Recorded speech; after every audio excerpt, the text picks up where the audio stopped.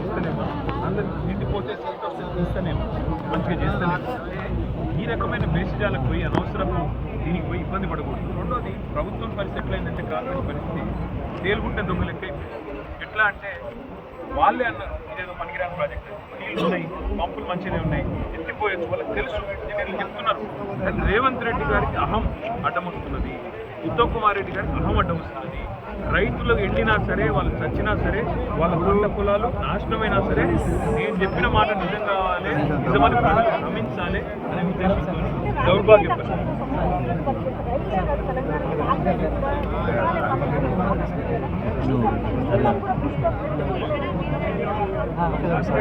100% రెండో అభిప్రాయమే లేదు. మాటకి ఇందులో రాజకీయ కక్ష తప్ప ఇంకోటి లేనే లేదు. లేకపోతే మేడిగడ్డను మేడి పండదు, ఇలా మేడిగడ్డ నిటారుగా నించున్నాం, దీనికి చిన్న చిన్న రిపేర్ చేస్తే అయిపోతుంది. మొదటి నుంచి ఒక కాపర్ డ్యామ్ కట్టుండ్రి, నీళ్ళని మళ్ళించుండ్రి, కాంపౌండ్లకు నీళ్ళు పోతే ఆడికి వెళ్ళి చేయొచ్చు, బ్యారేజ్లతో సంబంధం లేకుండానే ఆ స్ట్రీమ్ డైవర్ట్ చేసి చాలని చెప్పడం. ఇంజనీర్లు కూడా కరెక్ట్గా అదే మాట చెప్పారు. వాళ్ళు ఇంకో గొప్ప మాట చెప్పారు ఇవాళ ఇంజనీర్లు. అన్నారంలా సుండిళ్ళ మేము ఇదివరకు కూడా చేసినాం గ్రౌటింగ్ అనేది కొత్తదేం కాదు, ఇది ఎన్టీఎస్ఏ రిపోర్ట్కి సంబంధమే లేదు, గ్రౌటింగ్ రెగ్యులర్గా ఓఎన్టీఎంలో భాగంగా చేస్తామని చెప్పారు. కాబట్టి ఇన్ని తెలుసు, వాస్తవాలు తెలుసు, ఎలక్షన్లు కూడా వచ్చిపోయినాయి, కావాల్సిన లాభం కూడా వచ్చింది. ఎందుకు ఏడు కేసీఆర్ ముమ్మాటికి 100% ఇస్తారు. ఎందుకంటే మా నాయకుడు సిరిసిల్లలో పార్లమెంట్ ఎన్నికల ముందే చెప్పింది, కొత్తగా బ్యారేజ్లతో నిమిత్తం లేకుండానే నీళ్ళు ఎత్తిపోయవచ్చు అని మా నాయకుడు స్పష్టంగా చెప్పారు. వాళ్ళు మేము ఇంజనీర్లతో కలిసిన తర్వాత వారు కూడా అదే చెప్తారు. కాబట్టి ముమ్మాటికి ప్రభుత్వం 2వ తారీఖు వరకు స్పందించకపోతే తప్పకుండా కన్నెపల్లికి వస్తాం. ఇక్కడికి వచ్చి ఈ గోదావరి నీళ్ళు ఏవైతే సముద్రంలో రోజుకు 78 టీఎంసీ కిందకు వేస్ట్గా పోతున్నాయో వాటిని ప్రభుత్వం కనుక నిర్ణయం తీసుకొని వెంటనే రైతులకు అందించకపోతే ఆ పని మేమే చేసి తప్పకుండా ప్రభుత్వానికి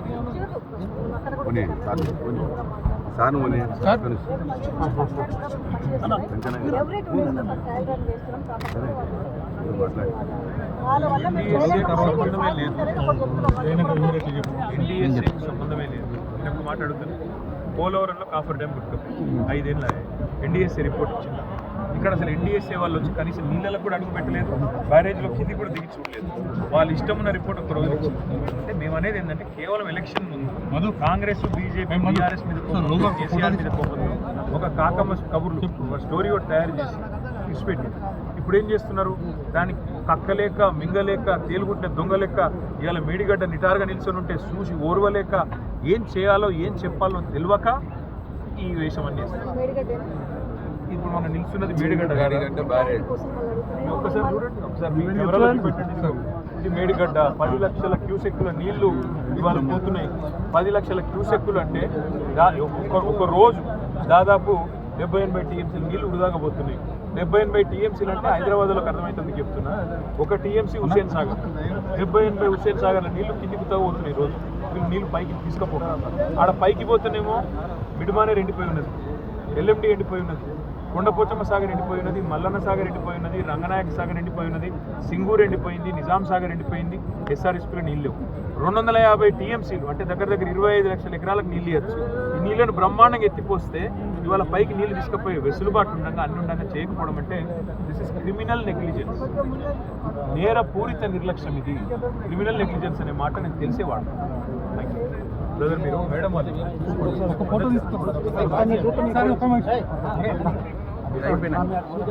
మాట్లాడారు, మీరు జరగదు వెనకాల అమ్మాయిలు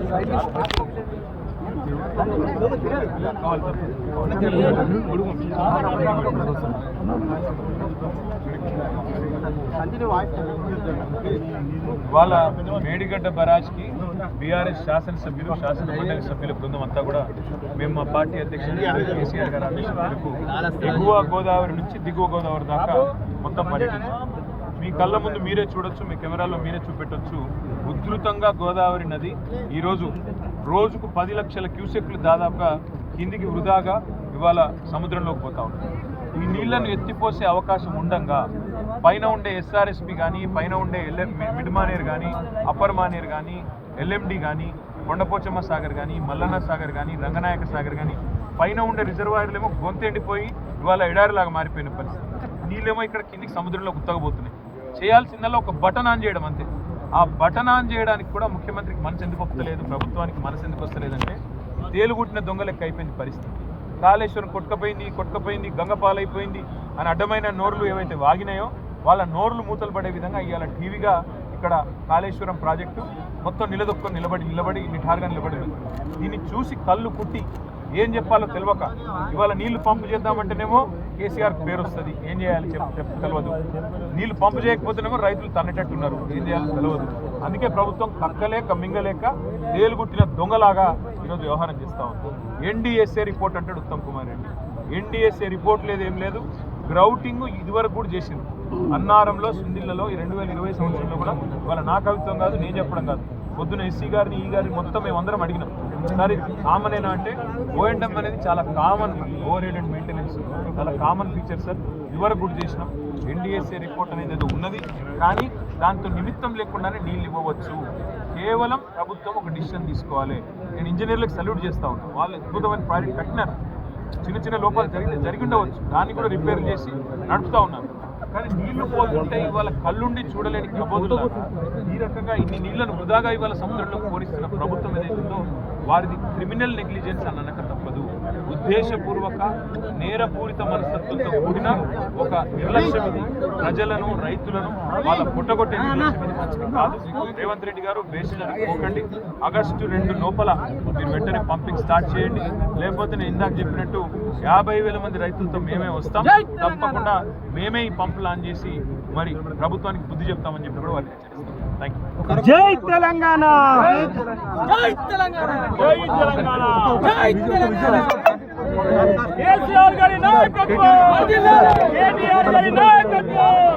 జై తెలంగాణ, జై తెలంగాణ.